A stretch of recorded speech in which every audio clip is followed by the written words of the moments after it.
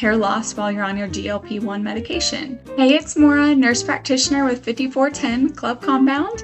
The first thing that we're going to do when we have a patient who is saying that they're experiencing hair loss is first figure out their rate of weight loss. So is the patient losing too quickly? We might need to adjust their dose and back off a little bit so that they can get enough nutrients. So if you're not meeting those minimum amounts for your calorie deficit, then you're probably not getting enough micronutrients and macronutrients, which could be contributing to this hair loss. The main macronutrient that I really like to pay attention to is protein. Generally, for most people, we like to say a minimum of 80 to 120 grams daily of protein. That is daily.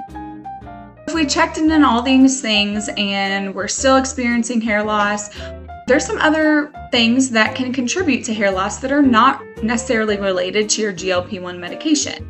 If the patient has recent labs, I like to look at their lab results, or we can go ahead and order some new labs and check out their levels. So things that we're going to look for in labs is your thyroid. So both overactive and underactive thyroid can cause hair loss. We're going to look at some of your vitamin levels, B12 and vitamin D. Low levels of those can cause some hair loss. Low iron, low zinc. Are your hormones optimized, especially if you're a woman in their 40s, 50s? High cortisol levels on labs, high stress, that can cause hair loss. There's also autoimmune diseases that can contribute to hair loss that not necessarily related to your GLP-1 medication, but there can be reasons for the hair loss that we can kind of troubleshoot and help you figure out. And just some other kind of random things to think about if you're experiencing hair loss. Overuse of dry shampoo and drying hair products, that can kind of build up on your scalp, and then that causes over drying of your scalp, and that can cause your hair to fall out more frequently.